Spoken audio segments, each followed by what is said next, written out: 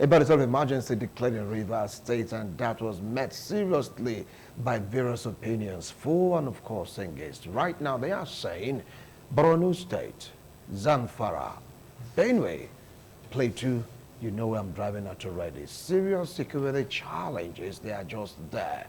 No state of emergency declared. I don't think these states are ripe for there to be a declaration of state of emergency. I still have my analyst here in the studio to be trying to make sense out of this particular question. People are wondering, just one, just suppose they just pinky tiny one distortion in Rivers State and bam, they follow on 2 nights later, state of emergency declared. But in this particular state, they have mineral mining site. They have minerals that can really push the nation to another level. Despite the killings, despite the bombardment, despite the kidnapping, nobody has declared state of emergency. What is really going on? Honorable Napoleon Ababa, let me start off from you. You've seen this, you've witnessed this. I know you have your own opinion. Don't you think that these states are ripe for the federal government to declare a state of emergency because of the activities of terrorism going on there? Thank you very much, Wilson. I think, like you said, whatever I'm saying is my opinion. The federal government that is looking at those areas that are not by now declared a state of emergency have their own reasons. But for you and me, like you said, one would have agreed that by now a state of emergency where security agencies would have been seriously dragged to those areas to probably work with every community in those states so that they can clean up every individuals or henchmen or whatever you call them in those forests. Because the activities of these killer henchmen, they move from the forest. Whether they are within the community, that I cannot say. But I do know that all the activities, all those they are kidnapping, all those they are destroying, farm or whatever, are within the forest. Therefore, if federal governments are taking it that they will be able, through their security agencies, to still know exactly where they are, how they operate, their operational base, and they are trying, like we read from the papers around that they were able to kidnap one of their heads, they destroyed their camp, they destroyed their eclipse. If they are doing it, the result is coming, no problem. But continuously, to my own, federal government missed it long ago. According to an English idea, a stitch in time, save nine. The time they're supposed to tackle this issue of killer henchmen, I think they were not too serious about it. And it has come to a situation where more than 2 or 3 phases of terrorist groups are now operating in those areas. And to even go down to what is the cause? What are they fighting for? Why are they killing our people in those areas? What are their motives? These are areas the federal government is supposed to go into. Not only going there to kill or whatever. Like I told you in one of our programs in 2019, when one of the those involved were arrested by my vigilante and police, we were interrogating them. They said yes. The activities here is what we are seeing now is a child play to what we are going to see later. And I said, we sought money from them. What are you doing with this money? These are money, those who pay ransom. He said, yes, this money is being divided into 3 parts. One is for them to keep themselves. All others go to their organizations. I said, where is the headquarters of your organization? Is there? He said he doesn't know, but he knows he has a master. Where is your master? He said he's among those we have not been able to apprehend inside the bush. You understand? So the federal government need to know. And this was 2019. Yes. And the guy said, what we are seeing as a then is a child play to what we are going to see later.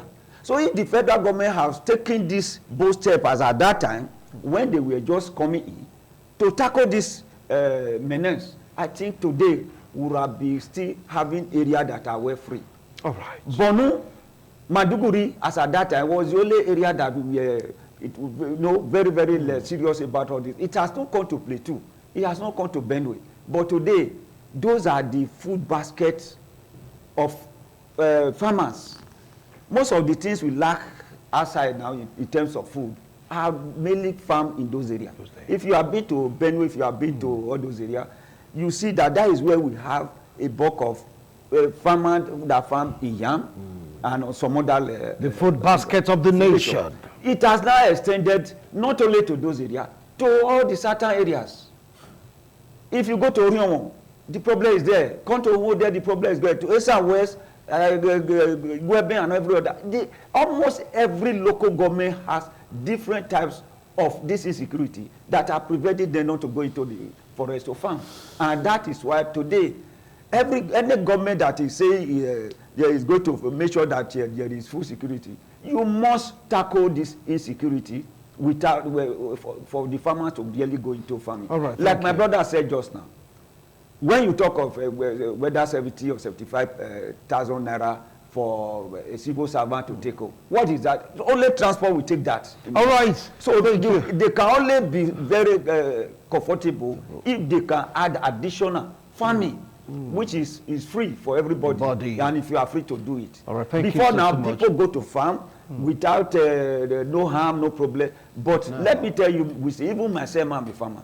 I cannot go to farm without having 1 or 2 persons that is escorting me. I can't go alone. And that is what is happening. All right. So, Okoro Sambari, the situation on the ground right now. We saw in Rivers State just one state of emergency. But in this state, as rightly mentioned, that are beginning to trickle down to Edo State and other south region. Don't you think it's high time a state of emergency is declared in those states? Thank you, Wilson. What I would say now is what I've been saying, but sometimes you don't always believe me.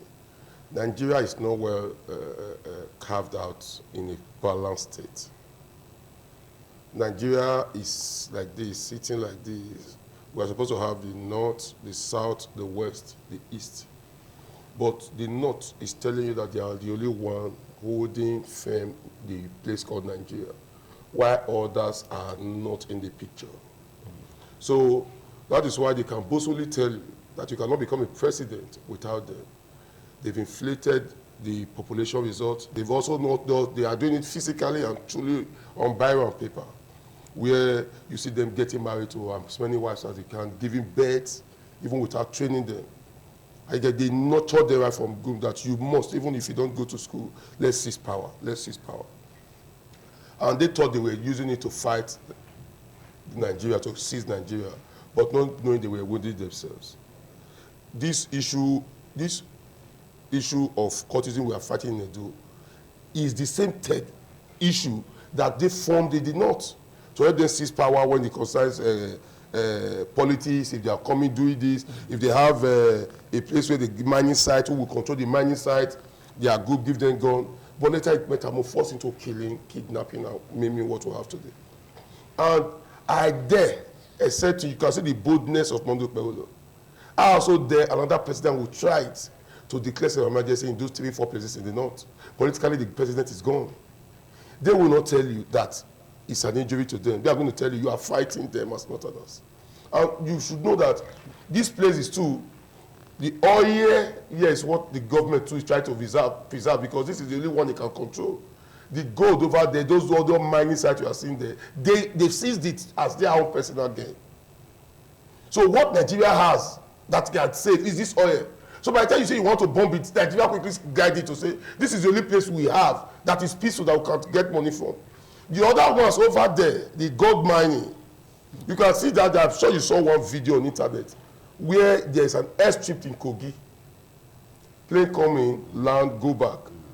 For someone to build that type of company in Kogi, are you telling me the government and environment didn't know? Or were they building it from sky? Were they throwing the cement, throwing the zinc, everything, they did this from sky without passing through the land borders to get those things there? And somebody went to film it upstairs to see that people are just living there, mining there, take it through the plane, take it out, come to doing their own business there. That's to tell you that place does not give revenue to the country. but there's an airstrip. And for somebody to do a business concerning air, it goes to tell you that you can also fly to Nigeria or to Kogi without them not knowing the air. It goes to tell you people also know in the air, but they are also blocking it. And that is in a place in the northern part. It goes to tell you so many. We see sometimes when they fight around the gold mine area. Does Nigeria look like a country that has gold? If Nigeria also look like a country that has gold with oil, it will not be where we are today.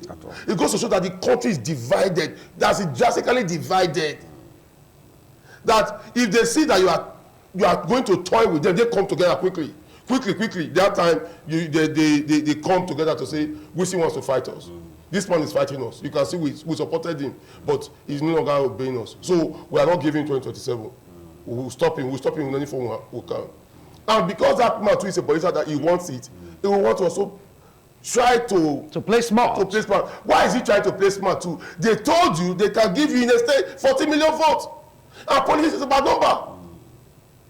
There's 2, 3, 4 states in that place you want to joke with. We cover your entire south. So if you puncture it because you want to do things right, you are also puncturing yourself for future. So you can see, I'm talking now on the raw facts on politics. So that's they don't want to declare state of emergency in these states. No, I'm telling you, is to be deadly, politically suicide for them to date. Who is going to bear that cat? So until we get a right census back, to say let's truly give ourselves the figure. Who truly is the population? How many will truly be? Not be them say, we say no. Let's do it fact and figure again. Because if truly these people have been fighting over there, and millions of them also coming this way, how can we still have that bulk of votes over there during the election? So until we put things right, this thing you are seeing will continue. It's going to take a president, because even if you try it in your second tenure, you want to now install a successor. You need these people's votes too. So they don't joke with you. It's that they threaten you with the vote to say, come, right. if you touch us, we won't vote for you. You heard them telling officers when they said, whosoever don't answer us should not come to the north to campaign. Yeah. If you campaign, you will not get. No, whosoever read 2027 election, they should not come out. They made a drastic statement on that. You also noticed when they said social media was more callous than what they were doing. Are you getting that? You heard their youth coming out to protest. So whatever concerns them, they quickly trickle down to us. And in that unity, we don't have it this way. You don't have that unity this way. You hardly hear them fighting politically. Once it's politics, all of them move together. You can see that if not for the president we have, who is also a political Maradona, the last man standing politically, you can see him saying, okay, this one, you want to leave me because I didn't give you anything you are causing. For you to leave me, let me also quickly go for another person who is in the north. More preference are given to them because a northerner, as we still speak, Buhari as a northerner, is still more useful to 50 or 60 people in the south who cannot boast of million votes. Buhari standing with you is already 5 to 10 million. They don't say anything negative in that place because that is why they don't want them to see education. They don't want them to see good life. No, the ones here cannot fight you. Thank you. But the ones here that have not seen life, they can fight you. They can kill. Ahmed, over to you. Wow. Comrade Okoro.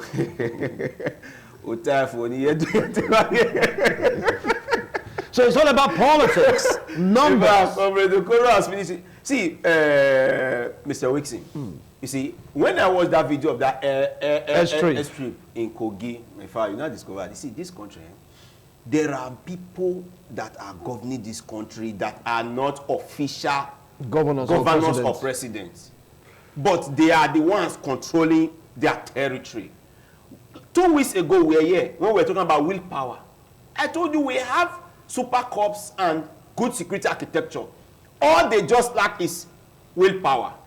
Edo State a case study. You see the willpower from the governor. Do this, heaven no fall. And if you do another one, the heaven will still not fall. That is willpower. He just analyzed just now. Presidents now, we join the president that have that heart. Okay, let me sacrifice the next my second tenure and let me flush this thing, and he will do. In case of Borno, we talked about the other time. The government said, this is ethnic cleansing. We know we are doing it. But fear not let them go further.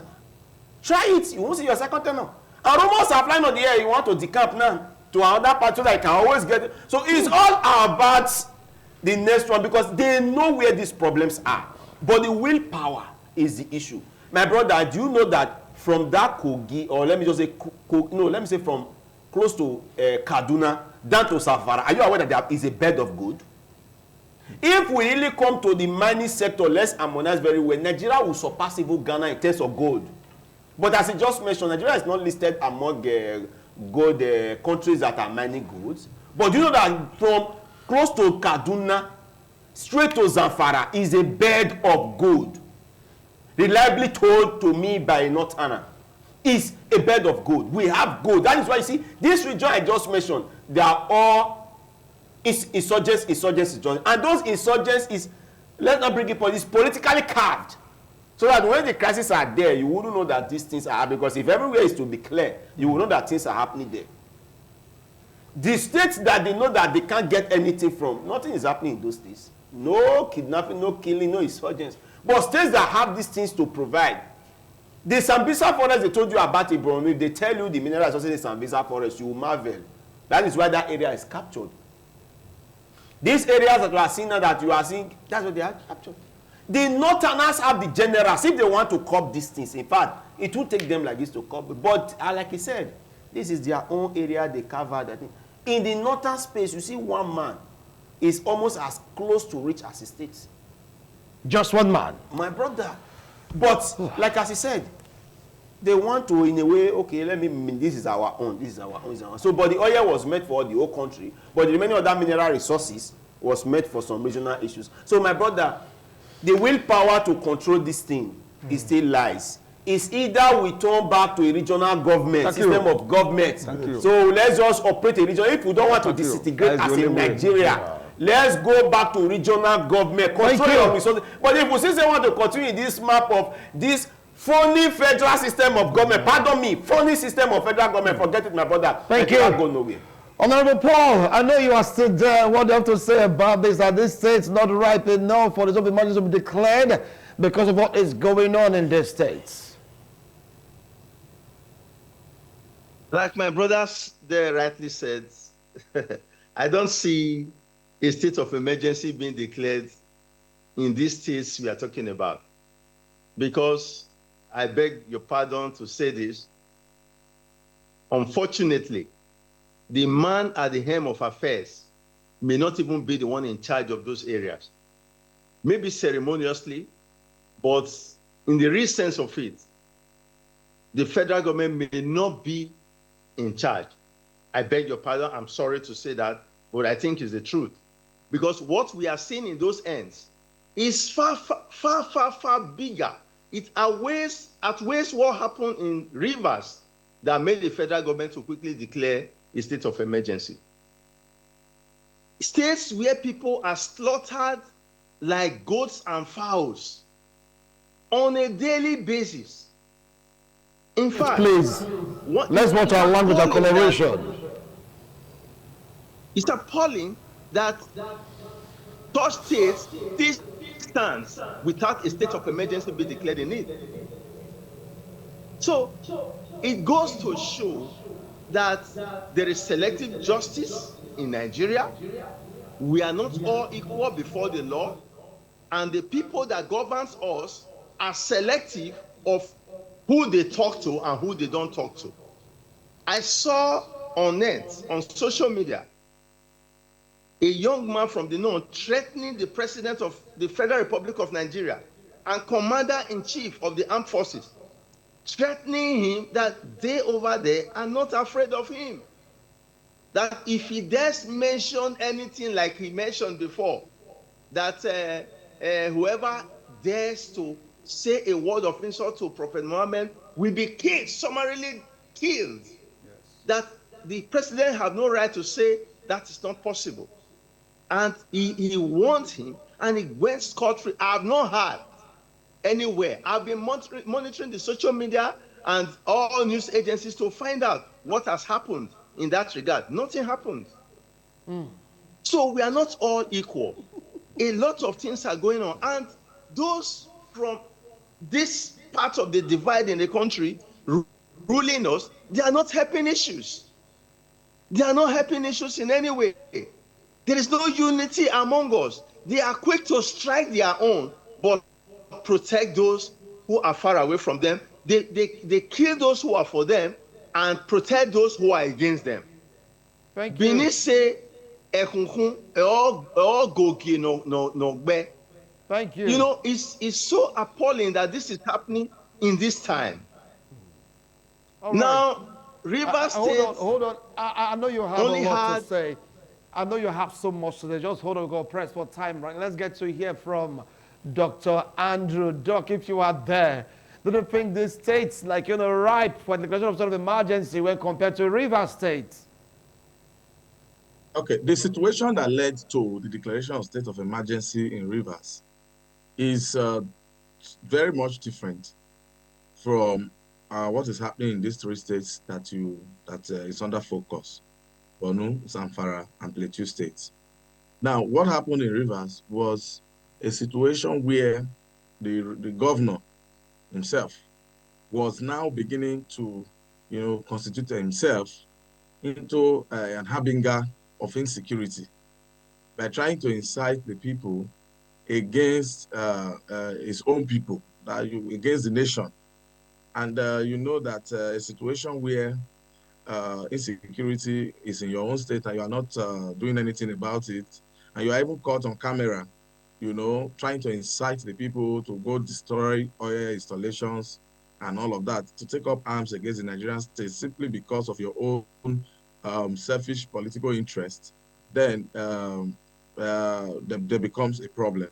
And so we already have so much issues of insecurity to deal with in the country, and adding Rivers State to it was never part of what the president wanted. And so we all know what happened. A situation where a state house of assembly was demolished by the governor, and then deprived from functioning. But no life was Members of the lost. state house was.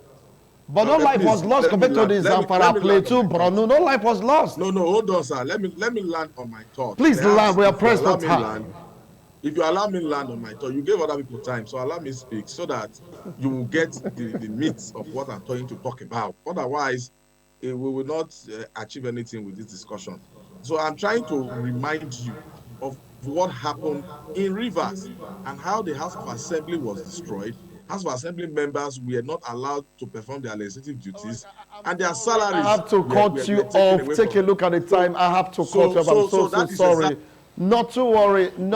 Take a look at the time. We'll press for time. Want to take a break right now. We might come back. We might not come back. But this discussion might just continue subsequently. I really want to appreciate all my analysts, both the ones that join us visually and the ones in the studio. Not to worry. We're going to continue this discussion. How come sort of emergency was declared in Rivers State and North in this three? So we have wanton kidnappings, killings, terrorist activities, you just name it.